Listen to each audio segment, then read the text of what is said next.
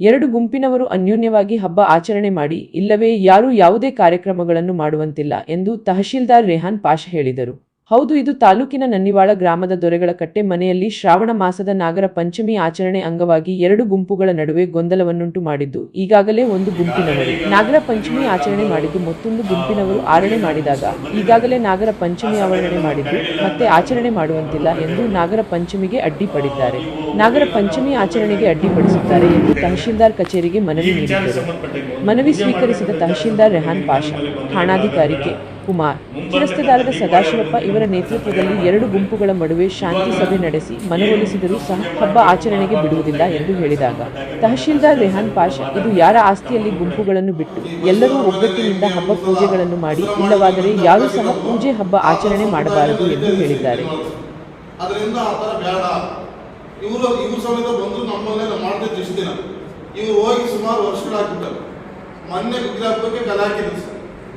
ಅದಾಗಿದ್ದಾಗ ಮತ್ತೆ ಅವ್ರು ಮತ್ತೆ ಏನು ಹೇಳಿದಾಗ ನಾವು ಕರೆದು ಇದ್ದಿರ್ಗ ಯಾಕಪ್ಪ ತಿರುಗಿ ಹೋಗ್ತಿರ್ತೀವಿ ನೀವು ಬರ್ರಿ ಸುಮ್ಮನೆ ಮಾಡ್ಕೊಂಡೋಗ್ರ ನಾವು ಬರೋಲ್ಲ. ಅವಾಗಿಂದ ನಾವು ಕರೀಲಿಲ್ಲ ಸರ್. ಕರೀದಾಗ ಅವ್ರ ಗುಂಪಿನಲ್ಲಿ ನಾವು ಯಾರು ಏನು ಮಾಡ್ಬೇಕು ಆ ಕಾರ್ಯ ನಾವು ಅರ್ಥಂಬಲ್ಲ ಇಟ್ಕೊಂಡು ನಾವು ಮಾಡ್ತಿದ್ದೀವಿ ಸರ್. ಕಟ್ಟೆ ಮನೆ ಮುಳುಗಬಾರ್ದು, ಒಂದು ಇದಾಗಬೇಕು, ಬೆಳಕಾಗಬೇಕನ್ನೋ ಒಂದು ಉದ್ದೇಶದಿಂದ ನಾವು ಮಾಡ್ತಿದ್ದೀವಿ ಸರ್. 2 ಮಾಡ್ಕೊಂಡು ಬಂದು 20 ವರ್ಷದಿಂದ 2 ಆಗಿದ್ದಾವೆ. ಪೂಜೆಗಳು 2 ಮಾಡಿದ್ದೀವಿ. ಎಲ್ಲ 2 ಮಾಡ್ಕೊಂಡು ಬಂದು ಇವತ್ತೇನು ಹೊಸದಾಗಿ ಮಾಡಬಾರ್ದು ಅಂದರೆ ಇವತ್ತೇ ಆಗಿದ್ದರೆ ಬಿಡೋದು. ಎಲ್ಲ ಇದನ್ನೇ 2 ಮಾಡಿದ್ದೀವಿ. ಎತ್ತುಗಳು ಬೇರೆ ಆಗಿದೆ, ಪೂಜೆಗಳು ಯುಗಾದಿಗಳು 20 ವರ್ಷದಿಂದ ಈಚೆ ಮಾಡಿದ್ರಲ್ಲ, ಅವಾಗ ಮಾಡಿರಲಿಲ್ಲ. ಒಬ್ಬರಿಗೊಬ್ಬರು ಇದಾದಾಗ ಹಿಂಗೆ ಮಾಡ್ತೀನಿ ಸರ್. ಹೋಟೆಲ್ ಪರ್ಮಿಟ್ ಇಂಜೆಕ್ಷನ್ ಆಗಿದ್ರು ಕೂಡ ಮಾಡಿರಲಿಲ್ಲ. ಆದರೆ ಅವರು ಏನು ತಿಳಿಸ್ತಾರೆ, ಯಾರು ಗೊತ್ತಿದ್ದಾರೆ ಓಟ್ ಮಾಡೋದು ಗೊತ್ತಿಲ್ಲ. ಅದು ಹೇಳಿದ್ರು ಬರೇ ಕಲಿಯೋಗ್ತಿರ್ತೇನೆ ಮಾಡ್ಬೋದಂತ.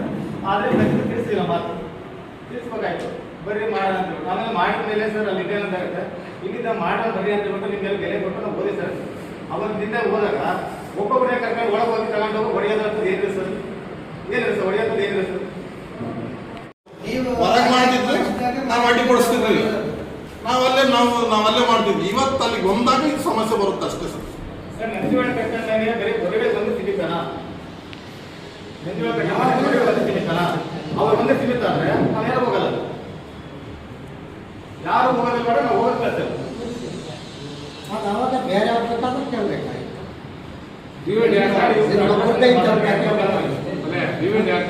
ಇವಾಗ ಡಿವೈಡ್ ಬಂದಿದ್ದಾರೆ ಎಲ್ಲರೂ ಮಾಡ್ಕೊಂಡಾರೆ.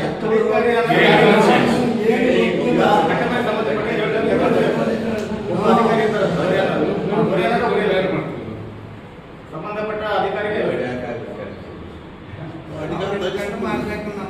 ನಾವೇನೇ ಮಾತಾಡಿದ್ರು ಕೂಡ ಅವ್ರು ಏನೇ ಹೇಳಿದ್ರು ಕೂಡ ಅವ್ರಿಗೆ ಅರ್ಥ ಆಗುತ್ತೆ. ನಮ್ಮ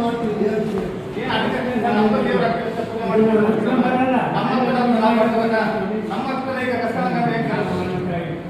ಈಗ ಸಂವಿಧಾನ ನಮ್ಗೆ ಹಾಕಿಲ್ಲ ಸರ್, ಪೂಜೆ ಮಾಡ್ಕೊಳ್ಳೋದು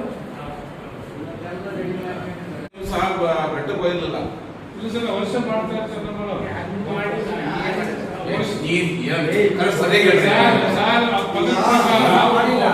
ವಿಶೇಷವಾಗಿ ಮಾಡ್ತಾನೆ ಇದ್ರು ಕೂಡ ಹೋಗ ಇಟ್ಕೊಂಡು ಪ್ರತಿ ವರ್ಷನೂ ಮಾಡ್ತೀವಿ ನಾವು.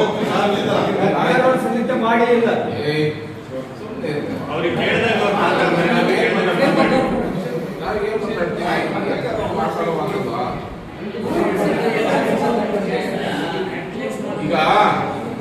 ಈಗ ಬೇಡ ಕೂತ್ಕೊಳ್ಳಿ. ಈಗ ನೀವು 16 ವರ್ಷದಿಂದ ಹೋಗಿಲ್ಲ, ಅವರು 16 ವರ್ಷದಿಂದ ಹೋಗಿಲ್ಲ, ನೀವು ಹೋಗಿದ್ದೀರ, ಹೌದಲ್ಲ?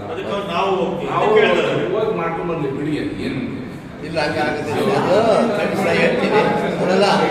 ಅದು ಗಟ್ಟೆಗಳಂತೆ ಅಂತ ಗುಡಿ ಐಸಲ್ಲದೆ ಮಾಡ್ಕೊಳ್ಳೋದಾದ್ರೆ ಈ 2 ವರ್ಷ ನಿಲ್ತಲೇ ಇರ್ಲಿಲ್ಲ. ಅದು ನಿಲ್ತಿರ್ಲಿಲ್ಲ. ಯಾವುದೇ ಒಂದು ಉತ್ಸವ ಮಾಡಿದ್ರೆ ಪ್ರತಿಯೊಬ್ಬರು ಸೇರಿ ಮಾಡ್ಬೇಕು.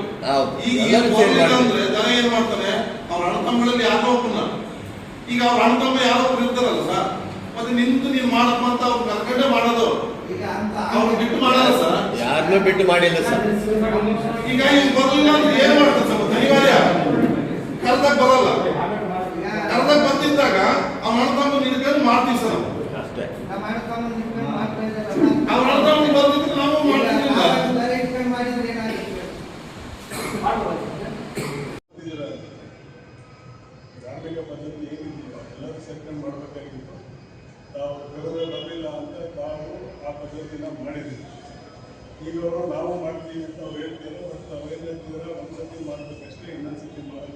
ಅವಕಾಶ ಇಲ್ಲ ಅಂತ ಹೇಳ್ತಾ ಇದ್ದೀನಿ.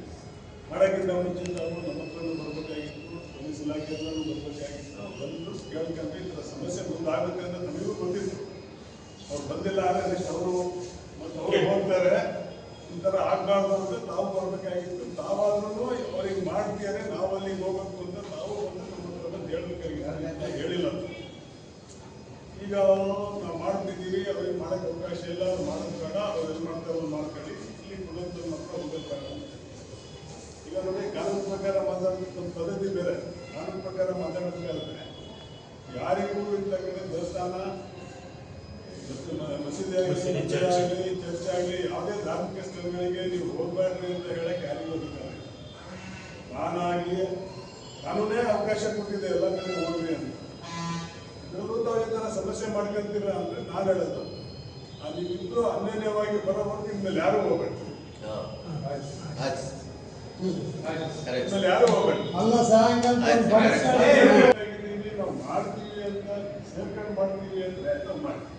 ಯಾಕಂದ್ರೆ ಕಾನೂನು ಸುವ್ಯವಸ್ಥೆ ಒಳಗೆ ಕೆಲಸನೂ ನಮ್ಮ ಮೇಲೆ ಇರೋದ್ರಿಂದ ಎಲ್ಲರೂ ಅನ್ಯೋನ್ಯವಾಗಿ ಮಾಡ್ತೀವಿ ಅಂದ್ರೆ ನಾವು ಜೊತೆ ಕೊಡ್ತೀವಿ, ನಾವೇ ನಿಂತ್ಕೊಂಡು ನಾವು ಆ ಥರ ನಾವು ಇಲ್ಲ, ಒಂದೇ ಒಂದು ಗ್ರೂಪು ನಾನೇ ಸರಿ ಅಂತ ಮಾತಾಡ್ತಿದ್ರೆ ಇನ್ಮೇಲೆ ಯಾರು ನೀವು ಹೋಗ್ಬೇಡಿ, ನೀವು ಹೋಗ್ಬೇಡಿ. ಅಷ್ಟೇ ಸರ್. ಯಾವತ್ತೂ ನಾವು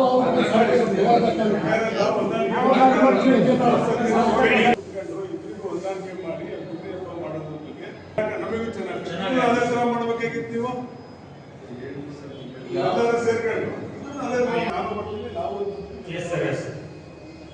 ಇಲ್ಲ ಯಾರು ನೆಕ್ಸ್ಟ್ ನಿಮಗೂ ಹೋಗ್ಬೇಕಾಗಿದೆ. ನೆಕ್ಸ್ಟ್ ನೀವು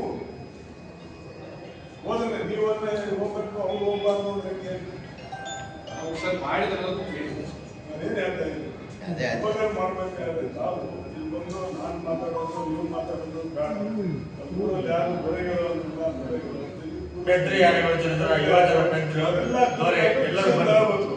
ಬೆದ್ರಿ ಈ ಕಡೆ ಇದ್ದಾರಂತೆ, ದೊರೆ ಈ ಕಡೆ ಇದ್ದಾರಂತೆ,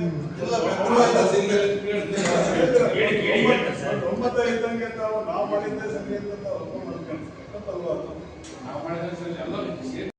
ಈಗ ನೀವು ಆಲ್ರೆಡಿ ನೀವು ಹೋಗಿ ಪೂಜೆ ಮಾಡ್ಕೊಂಡು ಬಂದಿದ್ದೀರಾ, ನೀವು ಅವರು ಕರ್ಕೊಂಡು ಹೋಗಿಲ್ಲ, ತಪ್ಪಾಗಿದೆ. ನಮಗೂ ಹೇಳಿಲ್ಲ, ತಪ್ಪಾಗಿದೆ. ಈಗ ನೀವು 14 ವರ್ಷದಿಂದ ಹೇಗೆ ಮಾಡ್ಕೊಂಡು ಬಂದಿದ್ದೀರಪ್ಪ, ಸುಮ್ಮನೆ ಯಾಕೆ ಡಿಸ್ಪ್ಯೂಟ್ ಬೇಡ ಹಾಗೇನೆ ಮಾಡ್ಕೊಂಡು ಹೋಗಿ ಅಂತ ಹೇಳಿದ್ರೆ ನೀವು ಒಪ್ತಾ ಇಲ್ಲ. ಈಗ ತಾಲೂಕು ದಂಡಾಧಿಕಾರಿಗಳಿಗೆ ನಾವು ಈಗ ವಹಿಸಿದ್ದೀವಿ, ನೀವು ವಹಿಸಿದ್ದೀರಾ. ಅವ್ರು ಏನು ತೀರ್ಮಾನ ತಗೊಂತಾರೆ ಅದ್ರ ಪ್ರಕಾರ ನೀವು ಮುಂದೆ ನಡ್ಕೋಬೇಕಾಗ್ತದೆ. ಅದು ಒಂದು ಕಾರ್ಯಕ್ರಮ ಇದೆ. ಮಾಡಬೇಡ್ರಿ, ನಾವು ಮಾಡ್ತೀವಿ ಅಂತ ಹೇಳೋದು ತಪ್ಪಾಗುತ್ತೆ. ಮಾಡೋಕ್ಕಿಂತ ಮುಂಚೆ ಹೊಂದಾಣಿಕೆ ಮಾಡ್ತಿದ್ರೆ ಎಲ್ಲರಿಗೆ ಮಾತಾಡೋ ಹೋಗ್ಬೇಕಾಗಿತ್ತು. ಅದನ್ನ ಬಿಟ್ಟು ನಾವು ಒಂದ್ಸತಿ ಕರೆದಿದ್ವಿ ಬಂದಿಲ್ಲ, ಈಗ ಇನ್ನೊಂದ್ಸತಿ ಯಾಕೆ ಕರೆಯೋಣ, ಇದ್ರ ಯಾವ ವೈಯಕ್ತಿಕ ಪ್ರತಿಷ್ಠಿತ ಅಂತ ಮಾಡಿರೋದೀಗ ಇದನ್ನ ಈಗ ಕಳೆದ ಏನ್ ಮಾಡ್ತೀವಿ ಇಲ್ಲಿ ಬಂದು ಹೇಳ್ಬೇಕಾಗಿತ್ತು. ನನಗೆ ಹಬ್ಬ